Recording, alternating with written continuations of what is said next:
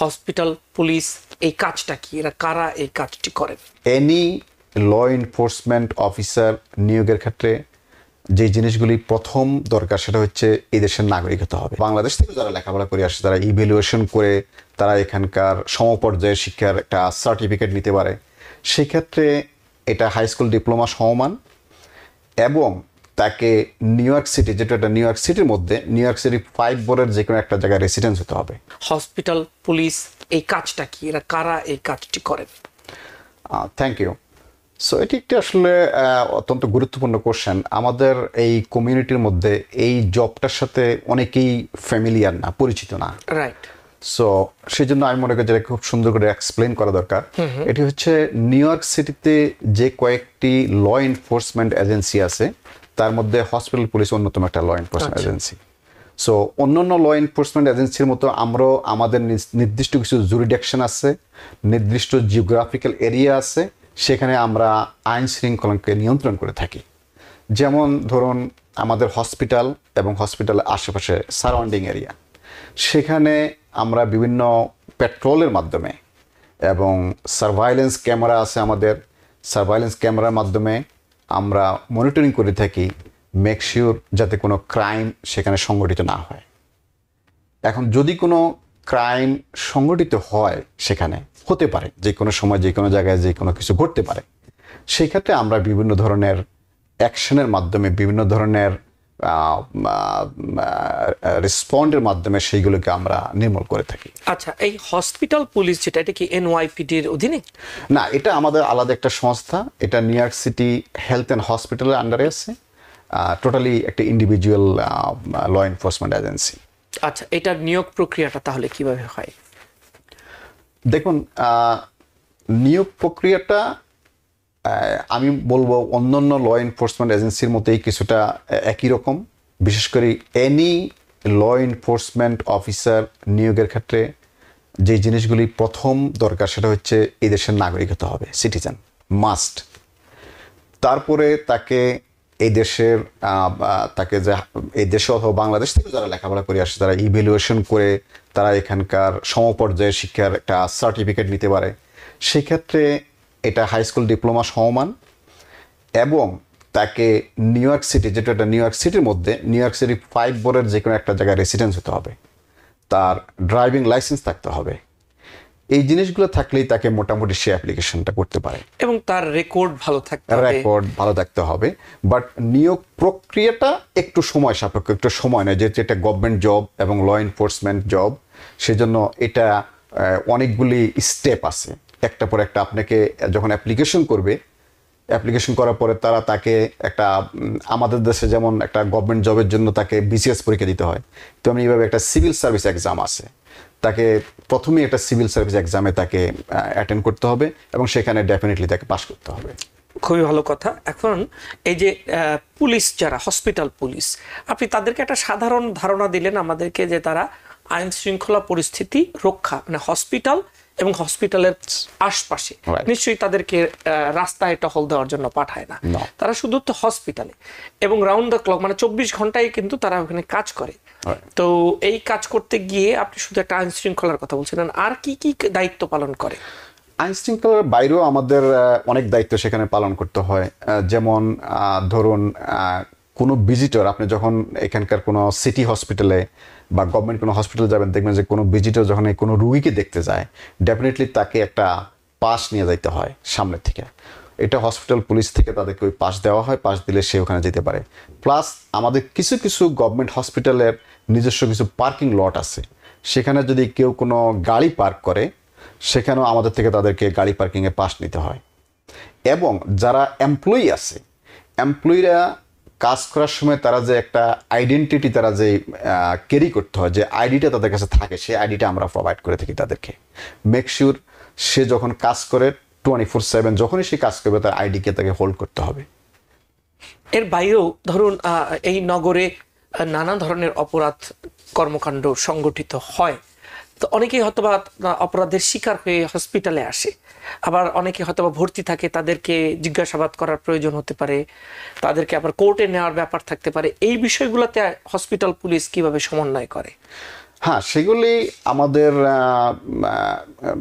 এটা ডিপেন্ড করে সে যেই ক্রাইমটা করছে সে কোথায় করছে।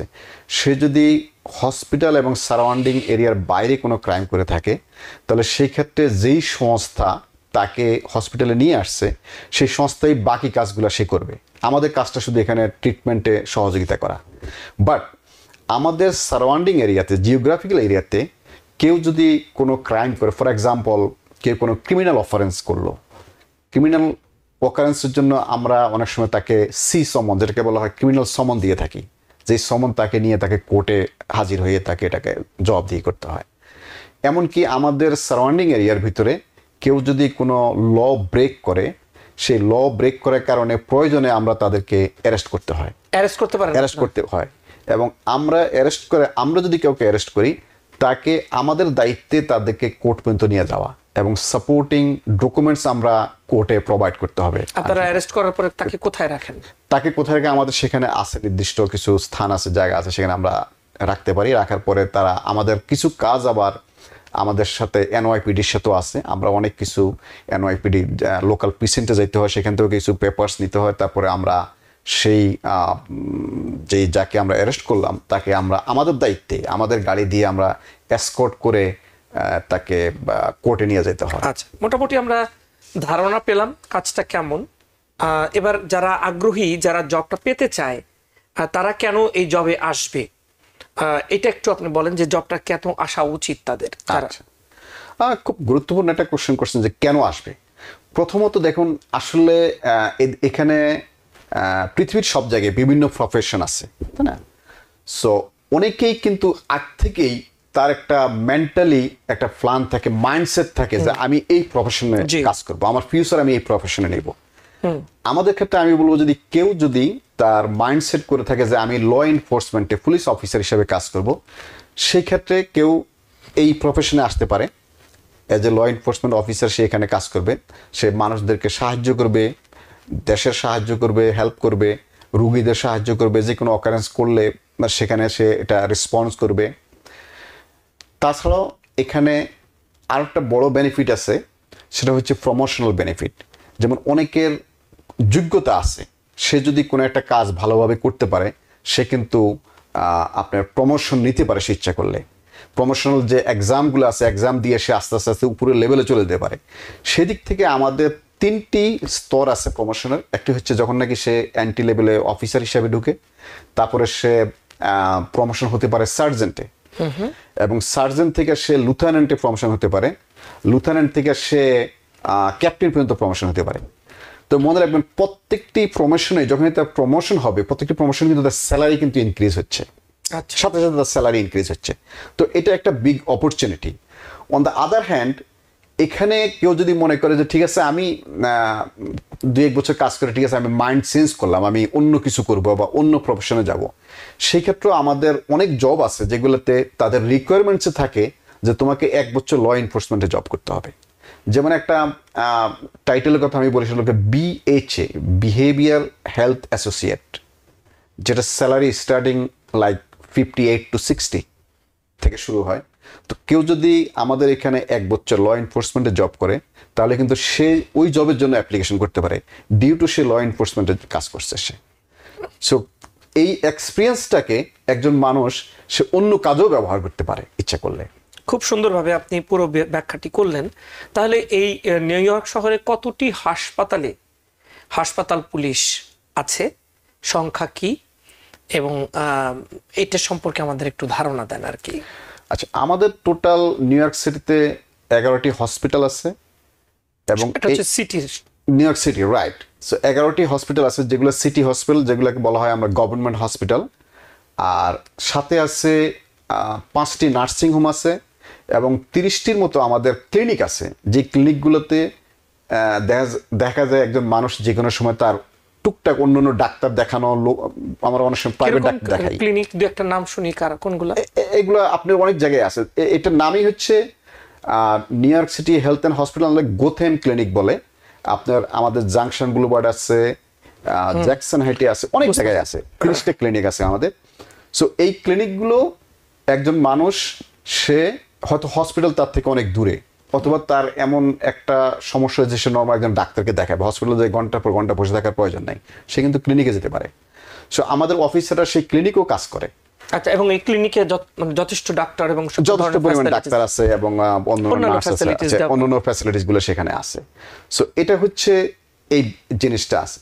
প্লাস যেহেতু এটা একটা বড় সংস্থা, নিউ ইয়র্ক সিটিতে 11টা হসপিটাল, ক্লিনিক সবকিছু মিলে, সেক্ষেত্রে আপনার ট্রান্সফারের ইয়েটা খুব ভালো। যেমন আপনি মনে করেন আপনি থাকেন একটা অঞ্চলে, আপনি এখন কাজ করেন, ঠিক আছে আমি তো খুব দূরে হয়ে যায় আমার বাড়ির থেকে, আমি কাছাকাছি কোনো একটা হসপিটাল বা ক্লিনিকে কাজ করবো, আপনি কিন্তু খুব সহজে কিন্তু ট্রান্সফার হতে পারেন। বাট আপনাকে মাস্ট 1 বছর কাজ করতে হবে আগে। 1 বছর কাজ করার পরে আপনি যে কোনো সময় আপনার নিকটতম কোনো হসপিটালে, ওই নিকটতম হসপিটালে তো আপনার ভ্যাকেন্সি থাকতে হবে। ভ্যাকেন্সি মোস্ট লাইকলি থাকে, যেমন ওখান থেকে হয়তো একজন অন্য জায়গায় ট্রান্সফার হয়ে গেল। সো ইন অ্যাভারেজে আপনাকে রাইট দ্য ওয়ে যদি কোনো ভ্যাকেন্সি নাও থাকে, আপনাকে অপেক্ষা করলে কিন্তু আপনার ভ্যাকেন্সি পাবেন। সো ট্রান্সফারের একটা সুবিধা আছে যে আপনি শুধু একই জায়গায় সবসময় কাজ করতে হবে তা কিন্তু না। আচ্ছা আচ্ছা আচ্ছা, এবার আমি বলছিলাম যে আপনি বলছিলেন এর আগে যে কিভাবে জবটা পেতে হয়, না কি কি যোগ্যতা লাগে আপনি বর্ণনা করেছিলেন, কিন্তু আমি জানতে চাচ্ছি এবার যে কিভাবে এটা পেতে হয়, অ্যাপ্লাই করতে হয় কিভাবে, কোথায় গিয়ে অ্যাপ্লাই করতে হয়, এটা আগে একটু আপনার কাছে শুনি, প্রক্রিয়াটা কি? প্রক্রিয়াটা এক্স্যাক্টলি আপনার আমি যেটা বলবো, স্টার্টিং প্রক্রিয়াটা মোটামুটিভাবে অন্য অন্য জবের মতোই। আপনাকে সিভিল সার্ভিস দিয়ে আপনি প্রথম ডিকাস ওয়েবসাইটে গিয়ে আপনাকে অ্যাপ্লাই করতে হবে এই জবের জন্য। অ্যাপ্লিকেশন করার পরে ডিকাস থেকে আপনাকে একটা জবের ইন্টারভিউর জন্য, আপনাকে একটা টেস্টের জন্য, রিটেন টেস্টের জন্য আপনাকে তারা চিঠি পাঠাবে অথবা ইমেল করবে। সো আপনি ওই পরীক্ষাটা দিয়ে আপনাকে মাস্ট 100-এ 70% আপনাকে পাস করতে হবে। পাস করার পরে এই জায়গায় আমাদের জবে কিছু জিনিসটার ডিফারেন্স আছে। সেই ক্ষেত্রে ল এনফোর্সমেন্টের ক্ষেত্রে আমি বলবো সবচেয়ে বড় ইম্পর্টেন্ট জিনিস হচ্ছে ব্যাকগ্রাউন্ড চেক। একটা নির্দিষ্ট সার্টেন টাইম লাগে তাকে ব্যাকগ্রাউন্ড চেক। এখন ব্যাকগ্রাউন্ড চেকটা আমরা অনেক সময় জিনিসটাকে হয়তো বুঝি না, সবার ক্ষেত্রে কিন্তু ব্যাকগ্রাউন্ড চেক একই রকম হয় না। মোস্ট লাইকলি ব্যাকগ্রাউন্ড চেক বলতে আপনি প্রিভিয়াস যে টাইমগুলো আপনি কাজ করছেন, জব করছেন বিভিন্ন জায়গায়, সেখানে আপনি কাজগুলো কেমন করছেন, কোথায় কোথায় কাজ করছেন, সেখানে কি আপনি কখনো ফায়ার হয়েছেন, আপনি কি সেখানে কোনো সাসপেন্ড হয়েছেন, আপনি কি সেখানে কোনো আপনার বিরুদ্ধে কোনো কমপ্লেন আছে, তারা এই জিনিসগুলো তারা দেখে সাধারণত। তো ব্যাকগ্রাউন্ড চেকে যখন আপনি পাশ করে ফেলবেন, ব্যাকগ্রাউন্ড চেকে পাশ করার পরে আপনাকে তারা সেখানে ড্রাগ টেস্ট করবে। ড্রাগ টেস্টের পরে তারা সেখানে তো ওরাল টেস্ট করবে। আমি বলবো আমাদের জবে এই পার্টটা হচ্ছে সবচেয়ে ইম্পর্টেন্ট, যেটা অন্য অন্য জবে এই জিনিসটা ইম্পর্টেন্ট না। সেটা হচ্ছে দেখেন সেখানে অ্যাপ্লিকেশনের সময় যখন অ্যাপ্লিকেশন করবে, সেখানে একটা শর্ত সেখানে আছে, তাদের বলা আছে requirements, you must have to be understand and be understood English. তো দ্যাট মিনস আপনি ইংরেজিতে কথা বলার সমর্থ আপনার থাকতে হবে, আপনি অন্যকে বোঝানোর সক্ষমতা থাকতে হবে, এবং অন্যের কথা আপনাকে বোঝার সক্ষমতা আপনার থাকতে হবে। এই ইন্টারভিউটা হয় হচ্ছে যখন নাকি তারা হায়ারিং পোল ডাকে, তখন তাদের একটা গ্রুপ থাকে, তাদের প্যানেল থাকে 3-4 জনের, সেখানে একজন এক এক ধরনের কোশ্চেন করবে। তাদের কোশ্চেনগুলোর অর্থ এই নয় যে আপনি অ্যান্সারটা আপনি জানেন কিনা, কোশ্চেনটার অর্থ হচ্ছে আপনি কি আসলে তাদেরকে বুঝাইতে পারছেন কিনা কথাগুলা, আপনি কি তাদেরকে আসলে ঠিকমতো এক্সপ্লেন করতে পারতেছেন কিনা, আপনি কি ঠিকমতো তাদের কথা বুঝতেছেন কিনা। এই জিনিসগুলোই তারা যাচাই বাছাই করে তারা ওই সময়টাই তারা ফাইনালি সিদ্ধান্ত নেয় যে আপনাকে তারা হায়ার করবে কি করবে না।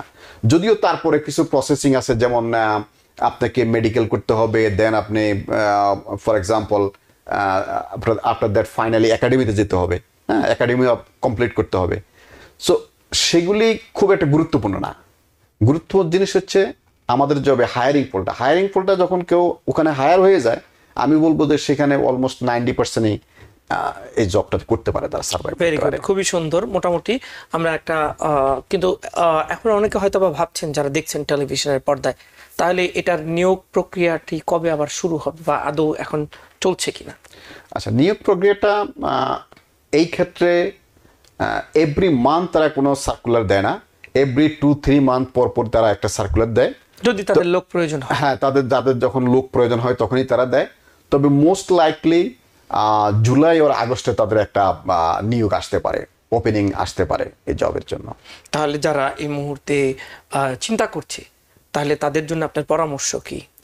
তাদের জন্য পরামর্শ আমি বলবো, যারাই এই জবের জন্য ইন্টারেস্টেড তারাই মোটামুটি এখন থেকে তার যে পেপারস, বিশেষ করে যারা বাংলাদেশ থেকে আসছে তাদের যেই সিটিজেনশিপ এবং তাদের যে পেপারসগুলোকে ইভ্যালুয়েশন করে রেডি করা, মেক শিওর তারা যখনই অ্যাপ্লিকেশনের সময় আসবে তারা সাথে সাথে অ্যাপ্লিকেশন করে দিতে পারবে। কারণ সেক্ষেত্রে তাদের কিন্তু ইভ্যালুয়েশনের পেপারসগুলো লাগবে। সে যে বাংলাদেশ থেকে পাস করছে তার এই যোগ্যতা আছে, সিটিজেনশিপ, এবং তার যে ডেফিনেটলি তার নিউ ইয়র্ক সিটির রেসিডেন্স থাকতে হবে, তাকে তার আইডি লাগবে, ড্রাইভার লাইসেন্স লাগবে। এই জিনিসগুলো সে যদি আগে থেকে রেডি থাকে এবং যখনই তাকে এই ওপেনিং হবে জবটা, সাথে সাথে অ্যাপ্লাই করে দিলে, তবে এই ক্ষেত্রে যারা এখানে ভালো স্কোর করতে পারে তাদেরকে ওরা আগে ডাকে, স্কোর যারা একটু কম করে তাদেরকে তারা পরে ডাকে। সো পরীক্ষার জন্য মোটামুটি আগে থেকেই প্রস্তুতি নিলে যখনই পরীক্ষা আসবে তখন পরীক্ষা দিয়ে ভালো একটা স্কোর করার পসিবিলিটি থাকে। ইকবাল মোর্শেদ, অসংখ্য ধন্যবাদ আপনাকে আমাদেরকে সময় দেওয়ার জন্য। Because people sneeze. Because not everyone washes their hands. Because kids touch a lot of things. Set a date to get your COVID shot and RSV if eligible. Because if you're wondering, should I get my COVID shot? Think about other people. Learn more at nj.gov/health/vaccines. New York থেকে সম্প্রচারিত TVN 24 television বিশ্বজুড়ে বাঙালির কণ্ঠস্বর।